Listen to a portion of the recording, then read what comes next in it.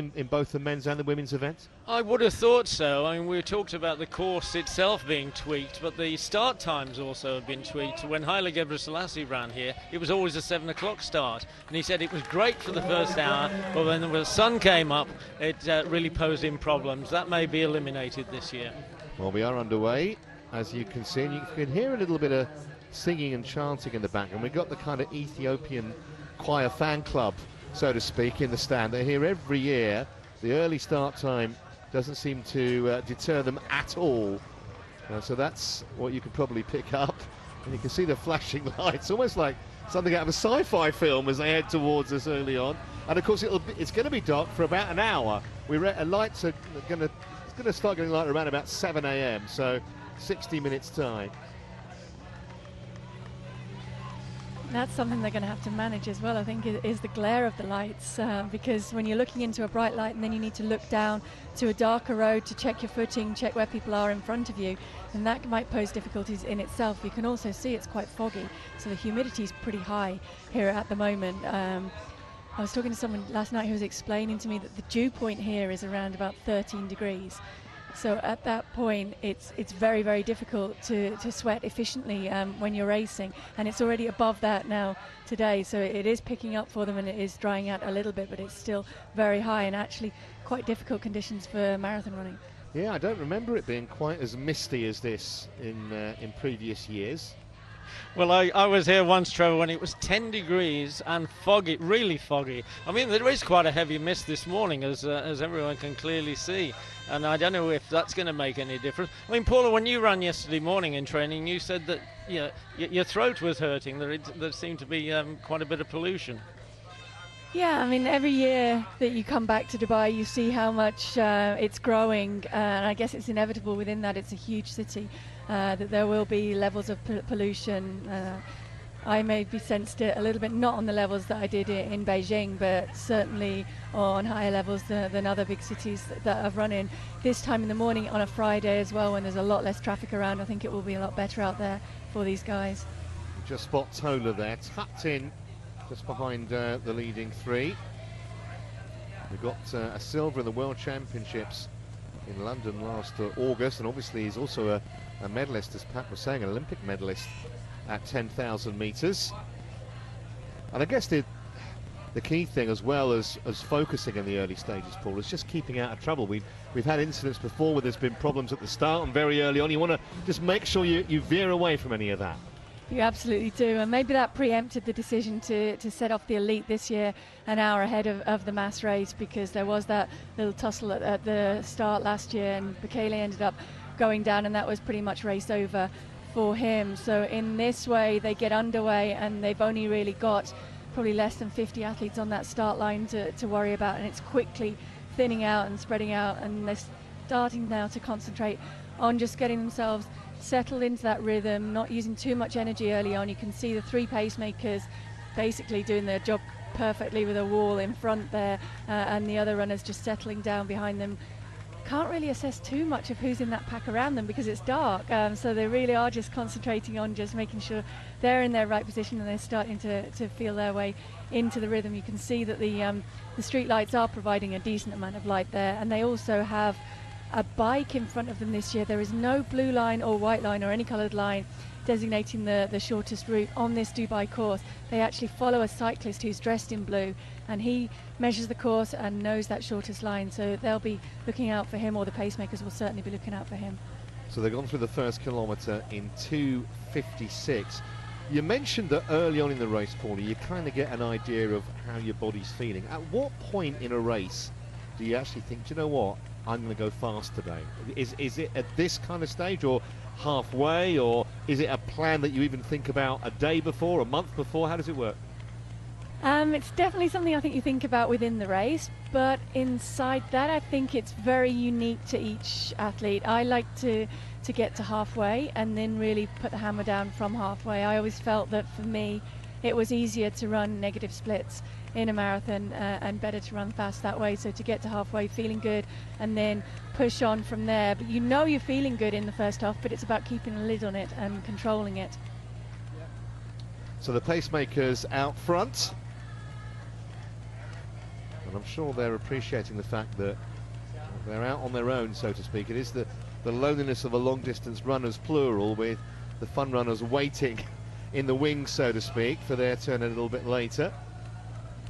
And they're not doing a bad job now. The pace asked for was 61.30 at halfway, which is 14.35 through 5k, and they've gone through 2:56, so they're 1 second off. Well, we'll let them off with that one at this stage. I think they're doing a good job. What you don't want to do is go too fast in the early stages. Better to be a second or two back and then to make that up later on. Yeah, the tactical battles between the likes of Tola, Lemmer and Gesse will no doubt be played out a little bit later in the race. We've also got Geremiu in the race, another Ethiopian. There was a late entry, and he's actually he ran a personal best of 2:06.12 in last year, and that was only his third ever marathon. That was in Berlin in September. So he's 25. There's a little bit of promise there. Yeah, I think that's what Dubai is really known for, is guys coming out here and girls and really making it a huge breakthrough. It's probably got the biggest prize money purse on the circuit, but no appearance money. So if you come here, you better be ready to race well and to show that you're in shape. And I think that's why, as well as the flat course and the good conditions, it's produced fast times year after year, because these guys know that it's an opportunity for them to really make that breakthrough and to come here in good shape. If you're not in shape, they often don't bother turning up. Well, what's interesting is 2012, 13 and 14, the race was won by a debutant in the men's on the men's side on each occasion. And my goodness me, that's a slightly faster second kilometre that Paul is just indicating on screen. So yeah, every race director and race promoter wants to think that they've got a world record course. This certainly is a world record course, and it's going to depend very much on how these guys work together and how the weather conditions pan out. But at the moment, it's all looking good. But just to go back to those debutant winners, some of them go on to greater things, and others seem to disappear. I mean, the course record prior to Tola running 2:4:11 last year was set in 2012 by Ayeli Abshiro, 21-year-old. He did 2:04:23 out of the blue. He and two other very fast Ethiopians got selected for the London Olympics. None of them finished the race, and he has seemed to have disappeared. Whereas Tola, in contrast, almost won, but for that injury. I don't know if you agree with me, Paul. At 35k, he looked as if he'd won the World Championships in London last summer. Yeah, he did look really strong, although listening to him talking in the press conference the other day, he said that it was one of the hardest races that he's ever raced in London, and that he really did struggle in those closing stages, maybe because of the injury and the lack of training in the build-up too. Just going back to the prize money that you mentioned, Paul, it's $200,000 to the winner today. Same for the men and women. We're egalitarian in this sport. And there's also a $250,000 bonus if the world record goes. The world record for the men, by the way, just want to make a note of it, 2:02:57, set by Dennis Kimeto of Kenya. That was in Berlin 4 years ago. The course record is 2:04:11, and for the women, I won't even embarrass you by asking you what the time was, Paul. It was 2:15:25, and the course record's 2:19:31. But as Pat says, it is a different course, so always a little tricky to compare like for like, because it's not really. But that was a quick second kilometre. Yeah, I think I agree with Pat. I think it's a little bit too quick, although that was the pace of the pacemakers, and you can see there is a little bit of a gap opened up behind, just now starting to get bridged, but it's already starting to fragment a little bit the field behind them. They know that it's fast. These guys will be very in tune with their own bodies, the paces that they've trained at, and a lot of the ones who got slightly burned in the past maybe came here last year, went too fast in the first half. Tola was the only one who was able to hold it together anywhere near well in the closing stages of last year. So a lot of those guys will have learned those lessons, and you can just see their third kilometre has popped up to 53. So it's still very, very fast. They have scaled it back a little bit, but there's probably been some shouts come from behind as well. Ease it back. Interestingly, these are three Kenyan guys pacing for majority of Ethiopian guys racing today. I don't know whether that's significant or not, but the world record is held by a Kenyan. Indeed it is. And in fact, only Kenyans and Ethiopians have ever won the men's race. 7 Kenyans and 11 Ethiopians. And when we showed you the start list at the beginning of the show, that list obviously dominated by runners from those 2 particular countries.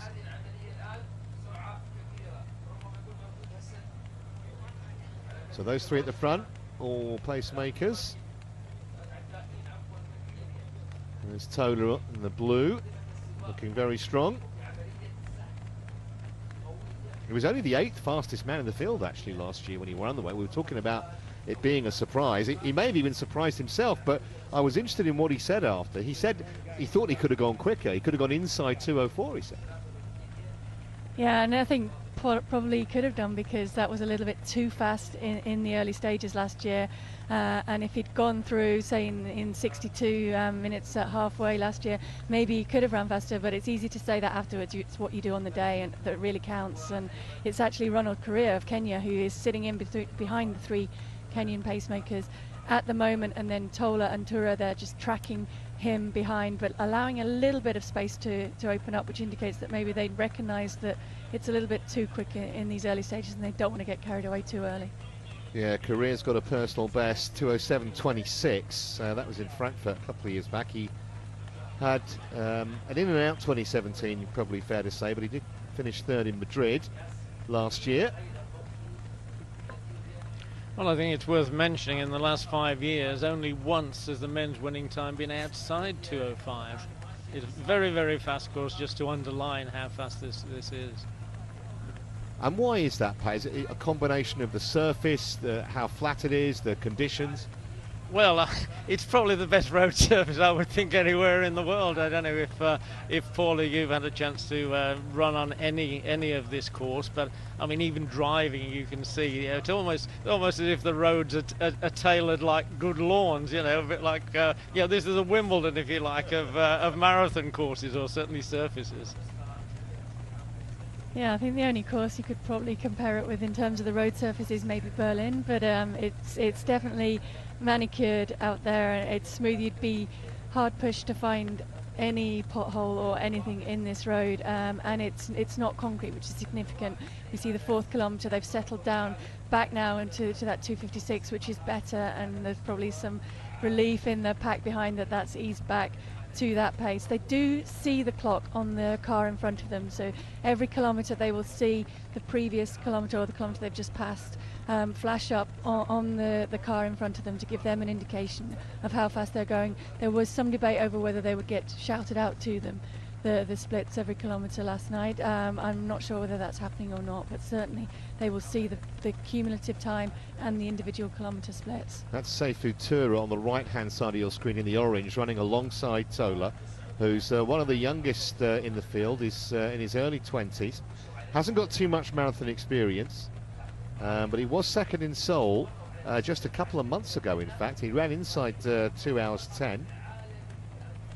I mean, just to go back to that lead car, which is showing the runners the cumulative times, I think it's also got a facility for showing them what that means the finishing time would be.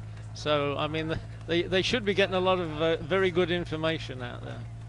Well, we've seen every time we look at those pacemakers, we see them every kind of 10-15 seconds just glancing down at the watch. So they're clearly taking their duties very seriously, as they should, to try and set up as fast a time as possible here. I mentioned sorry, Pat. I mentioned Paul Tura there, the youngster. What do you think is kind of the prime age? When are you at your peak? I know I'm asking you these difficult questions, and you're grinning at me. What's a peak age for your average marathon run? Well, again, I think it's very individual. It used to be that the marathon was an event that you would move towards the end of your career. So you would race first on the track and gradually progress up the distances, a little bit like I did. So I was 28 when I ran my first marathon, 29 when I ran the 2:15 in London. But now you see people coming straight to the marathon and almost skipping that phase of racing over 5,000 and 10,000 metres and half marathon, and people making debuts. I think we've got an 18-year-old making a marathon debut here today. So it can really, really vary. I think the significant thing is more that I believe you have a certain number of top class marathons in your legs. So whether you start that at 20 or whether you start that at 30, that's going to sort of signify how long your career is probably going to go on. And if you race hard and you race often, then you're going to have a shorter racing career than if you race less often and maybe don't push it right to the well every time. Well, that ladder on screen, you can see that all of the top hopes, top favourites are right in there behind the pacemakers, if a few metres behind. But at an accelerated pace like this, it's hardly surprising that they're staying off the back of those pacemakers. Just going back to what we were saying about age, Paul, because it works into this quite well. Mo Farah has been so successful, 5,000, 10,000 metres, had a stellar career. He now is going into marathons. The fact that he's run 5 and 10 for so many years, does that possibly take something out the legs? He was just talking about it, or do you think he can have a phenomenal career over this longer distance?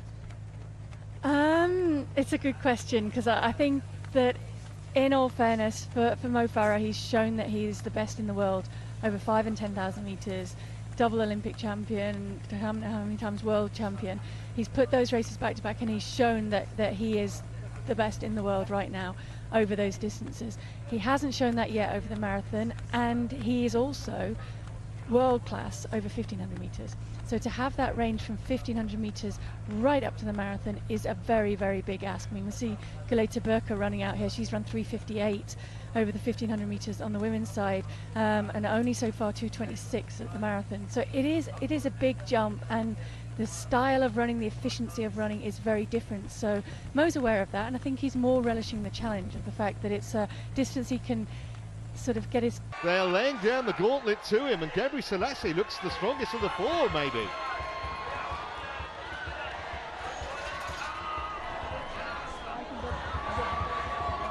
Gebre Selassie, Geremu, Lemmer and Tola. It looks to be between those four. And they're almost side by side. Look at this. Gebre Selassie on the left could just be ahead, but it's very hard to tell, and there isn't much in it. Tola is really struggling.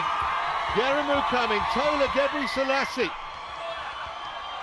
Gebre Selassie and Geremu almost stride for stride, and Tola straining to try and get to them.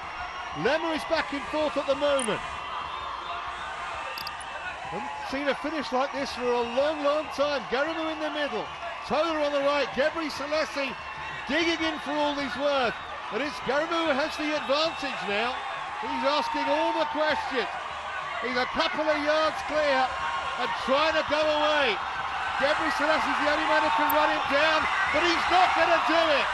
This is a phenomenal performance. Inside 2 minutes and 2 hours and 4. Geremu wins. Gebre Selassie, that's a really good display from him. Another shot result in the Dubai Marathon. What a finish that was. Well, I talked about the 2013 finish being good, but that was absolutely terrific. That's the best finish I've ever seen in the Dubai Marathon. And Geremu deserved that, didn't he? You see, he was fighting as much maybe to try and dip under the 2:04, but certainly to get that course record as he was to get the victory. But he was maybe didn't even notice the clock given the battle that he was in to get to that finish line. He kept his powder dry for so much of that race, really didn't make any moves until that final one in the final straight. It's amazing, isn't it, how this race just continually throws up surprising results. That was another one.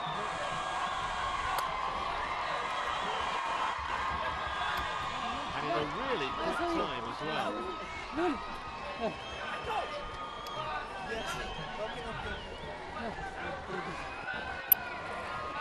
He was were talking about Gebre Selassie on more than one occasion in that race. You always thought it was going well, Paul, didn't you?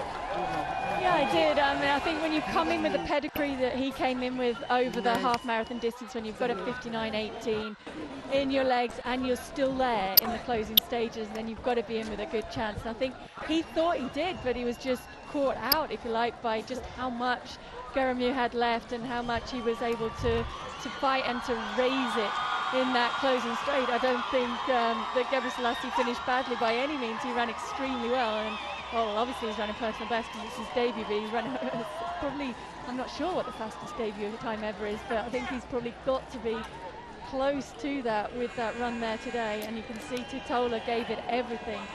Maybe he just controlled it and tried to stamp his authority on it a little bit too much in the second half of that race, but he just didn't have quite enough in his legs to be able to live with those other two guys in the closing stages of the race. Well, I mentioned earlier on that Geremu ran 2:06.12 in only his third ever marathon in Berlin, so he keeps on progressing, and that is a real warning for the likes of Kimetto and others that there's a new kid on the block. Brilliant performance from him. Well, Tola looked pretty disconsolate on the floor there, yet he's done everything that he promised to do, but finished third. Absolutely left nothing out there. Just beaten on the day by two better men, I guess you'd have to say. And just look at this huge gap behind those guys. Still nobody else in the finishing straight at this juncture.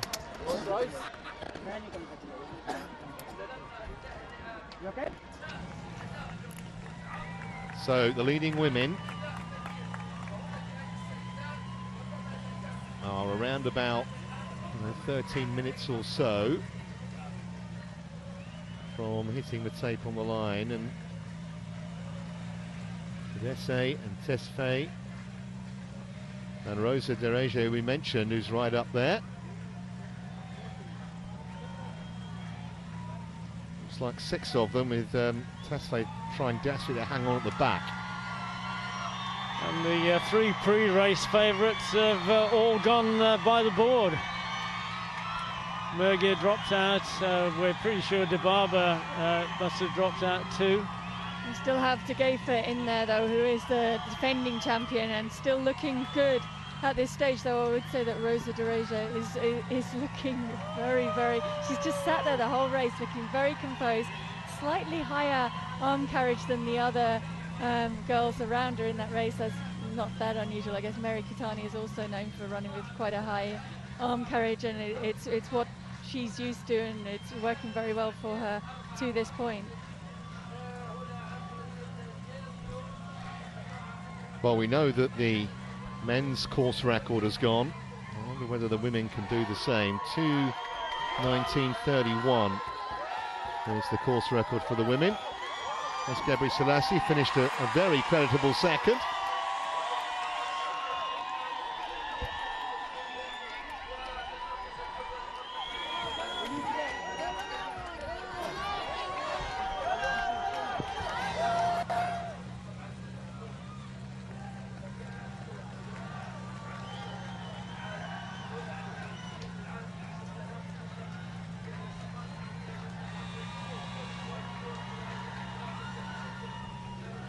Malaysia still in third in that place, was third in this race last year, so she also has the knowledge of this course that we were talking about that Tegefa has, and that probably is going to be significant amongst these women who knows this course well and who can judge it right, because as we saw in the men's race just a few moments ago, judging it to perfection when there's still 4 women together at this stage in the race is going to be important. It's looking a bit clearer now at 7-star hotel, the Burj Al Arab. Shrouded in mist earlier, but 2 hours and 10 minutes into the race, we can finally see it in all its glory.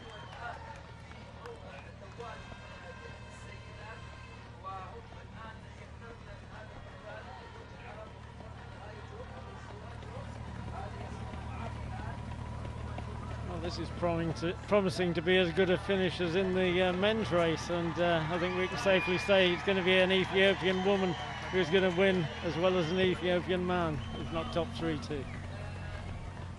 Yeah, their dominance is almost ridiculous at times.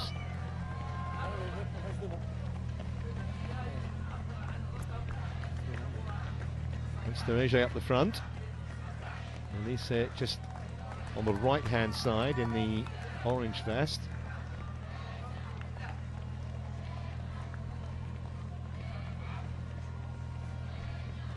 Just looking back down the road there, you can still see just in the background in the yellow calf socks, the bright yellow calf socks, is Galeta Burka, so she's still hanging in. I mean, that's too far now for even a 3:58 1500 meter runner to have a chance of making that back up on this lead group, but she still has had a very, very good run there today.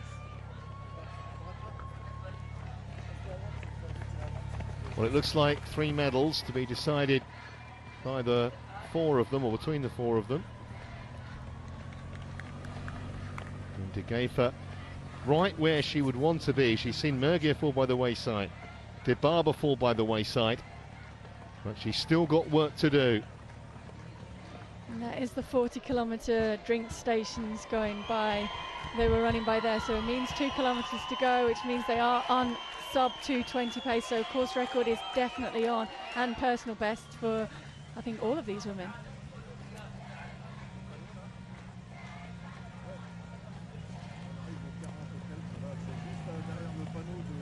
Rosa Dereje now almost urging on Namo, the pacemaker, trying to get him to push on a little bit. I think if she's going to push on at this stage, she's going to have to do that on her own now, and it's the time to be striking out and doing the work on your own as they approach now the 40-kilometer mark. So, and they go over here, that is exactly 2 kilometers, 195 meters to go. Well, De Geefer's going to absolutely obliterate her personal best, 2:22.36, but more importantly, from her point of view, it's whether she can outmaneuver these other 3 women and defend the title that she won so memorably and surprisingly 12 months ago. Well, a minor point, the pacemaker himself is only a 2:26 marathoner, so he's actually running a personal best too, so he might as well finish. Yeah, he could move off to the side a bit though, couldn't he, and let the women race it out a little bit amongst themselves. It looks as though Tedesco is struggling to go with it. Her split through the 40-kilometer was still with these women, but she's dropped out of the shot now, so it looks like the medals have been decided, but how those medals are going to pan out is still very much up to be played for.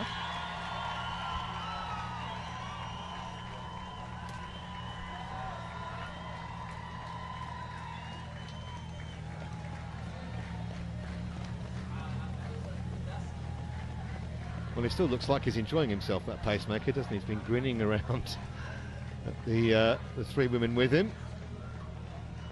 And it looks as though he's looking around now and actually giving information to Dereje about who's left there at the moment. And it is Melesa who's sitting right behind him. I don't know if he's even aware. He has to turn right round almost 180 degrees to be able to see that she's there in his slipstream and still with them at the moment. But it looks now to be down to these 2. It does indeed. That the last kind of 500 or 600 meters has put these 2 ahead of the other 2 that were in that leading group. And you've got to say Rosa Dereje looks absolutely superb at the moment. After nearly 2¼ hours, there is clear daylight between her and Aniris Pursuers.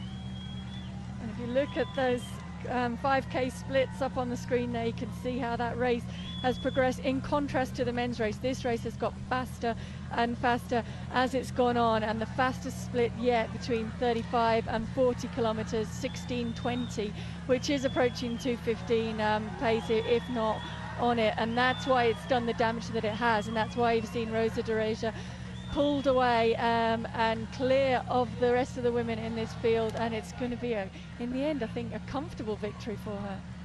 Well, she's hardly breaking sweat. Got that lovely languid rhythm, and none of the chasers making any impact. In fact, she's going further and further away almost with every stride.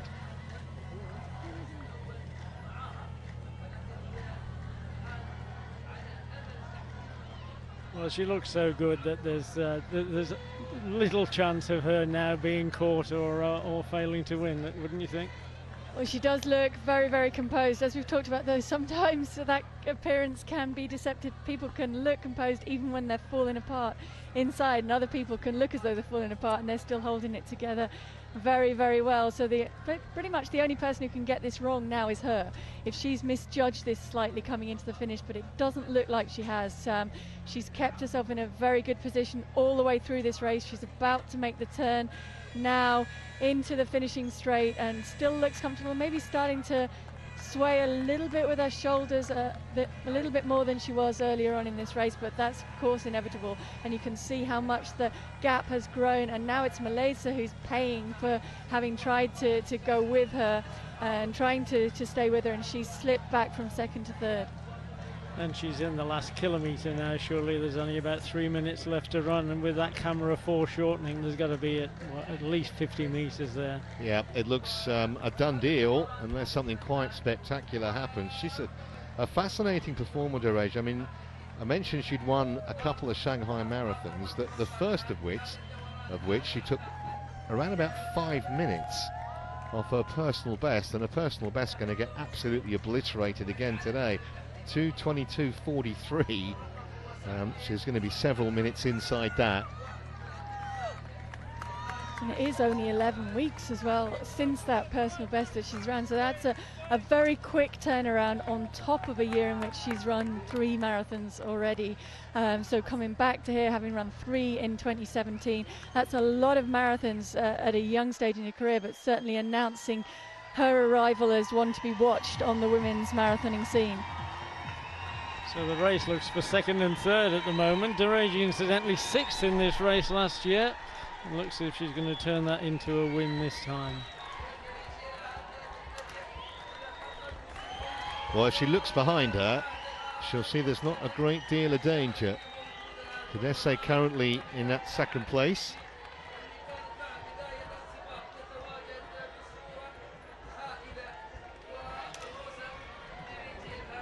Must be a great feeling, Paula, and one you would know when you know you've got the race won, and you can kind of enjoy the little, well, I wouldn't say stroll, but the last 500 metres or so. Yeah, it is. I mean, it's still a last 500 metres or so that probably can't go fast enough for these women who have worked very, very hard, and they can now see the finish, and they're trying to just summon up every last ounce of energy. I'm not sure why Dereja keeps checking her watch at this point in the race. She can see clocks in front of her, she can see the finish line, so she really just wants to be trying to get to that line as fast as possible. She's got the race run, and now it's Namo as well who's checking his watch, so maybe they just don't trust the official timing out there today. Tedeschi at least keeping her honest. And Milesa chasing down Tedeschi to try and get into second place, but Dereja with a very healthy advantage as we come towards 2:19 on the clock. And she can see the finish line clearly in sight. This is going to be well inside the course record. The course record is 2:19.31. And here she comes, Rosa Desiree, who is putting a superb performance here to win the Dubai Marathon, and the course record has been smashed. And she'll turn around and have a reasonably long wait to see who's going to follow her in for second and third. That's a great shot. I think it was Tedeschi in second, Milesa in third. We'll confirm that for you. There's Tedeschi. Yeah, it was Tedeschi followed by Milesa, and now De Geefer, last year's winner, going to cross the line in that 4th position, but still a significant personal best for her. They're still coming in under 2:20. I can see Galita Burka running up the finishing straight. She's just going to miss out on that 2:20, but she's still going to run a big personal best. And before that, is that Teferi just coming across the line?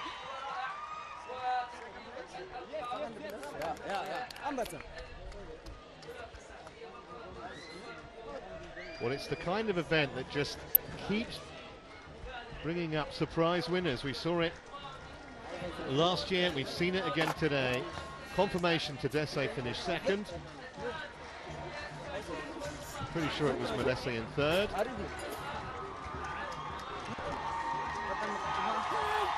And they've enjoyed their day as ever.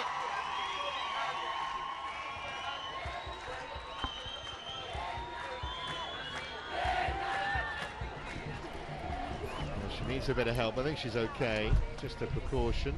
But she's certainly put a massive amount of effort into this, and third place is a very decent performance. So it's best all the way there today, two course records. And in fact, 2 years ago, 3 women went under 220, but we've had 4 today, and another one, Burka, the former world indoor 1500 meters champion, just a fraction outside 220, so half a dozen minutes off her best time.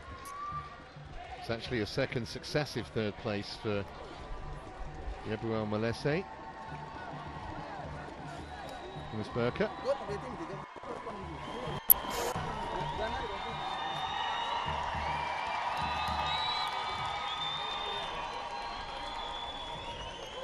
We talked about the progression, Paula, in the men's winner, Geramu. I mean, you could say the same for Dereja and the women.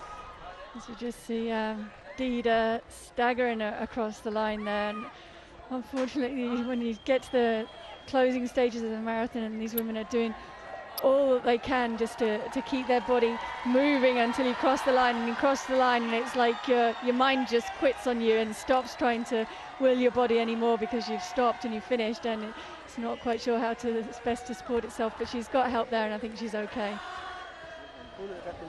But yeah, we were just saying that today that I think both races very, very fast, slightly contrasting styles the way that they were run, and the women maybe showing that it's easier and in the end produces a faster time if you can keep it more under control in the first half of the race. Certainly the first 5 kilometers for the men, I would say it was a little bit too quick and maybe cost them faster times that they might have been capable of in these conditions on this course today. But Geramu ran outstandingly well there today, judged his race perfectly, just kept enough left at the end to really announce his arrival as someone really to be watched on the men's marathoning scene. Well, it came in, I think, was the 5th fastest time in the field today, but as we've said on several occasions, just with very little experience of running marathons at this level, at any level. Well, he's announced himself today. It's a genuine player amongst the world's elite. Well, ladies and gents, it's time for me to go and doorstep the impromptu press conferences. So it's been a great morning, as I say, records all around. So I'll be seeing you guys next year. Let's hope so. Thanks very much indeed, Pat. I don't think those supporters are going anywhere. They're going to stay there, especially to salute the winners when they get their medals at the ceremony in a few minutes' time.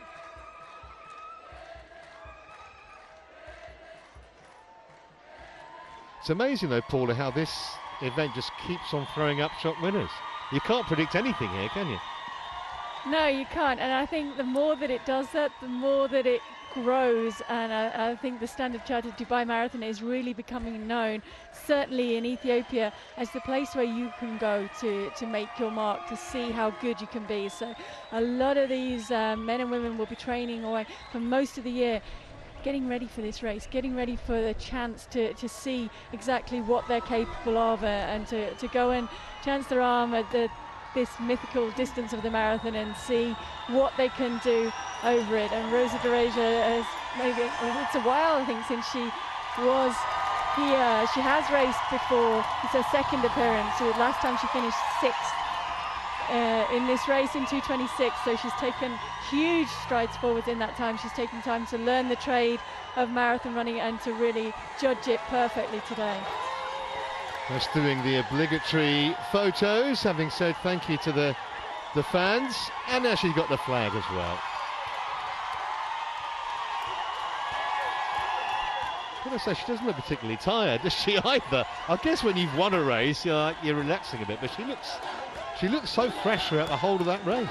She did look fresh through the race. I think she looks a little bit unsteady on her feet now, and you can see just the eyes not quite focusing. She's run hard and she's given it her all out there today, as she had to do to win that race, and to win that race in as quick a time as she has done. So she's maybe now going to take a little bit of a rest, and we'll see if it's 11 weeks before she's back in the next marathon.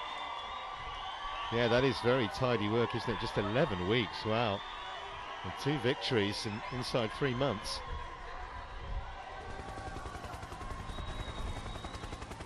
Let's have a look at some of the highlights then, beginning with the men's race.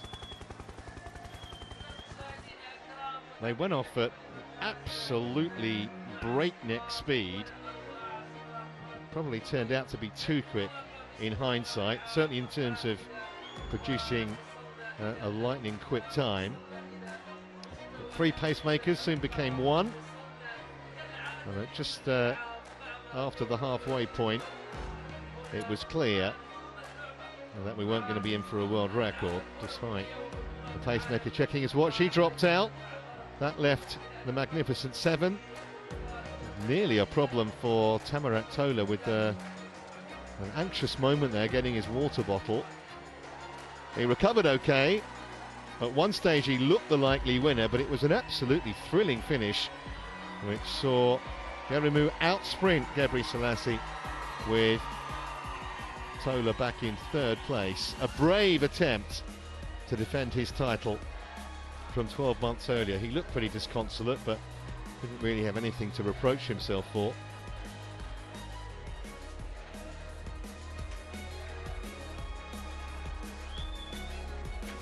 The women's race, again, they started in pitch black. It was run a different way to the men, Paula, wasn't it, the way the women's race developed? Yes, much more controlled. They went through halfway pretty much bang on the 70 pace requested of the pacemakers, and then wound it up from there, going down to a 16:30 or so, 5 kilometers from 30 to 35, and then 16:20 for the next one, and then continued to wind up from there into the finish. The pack gradually whittled down, but it was Rosa de Gere in the blue and pink vest who was in control and well placed all the way through that race, and then just gradually increased it.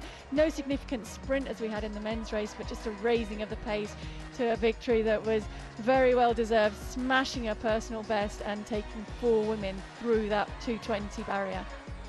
Yep, and she will have her name in the record books as the new course record holder here in Dubai.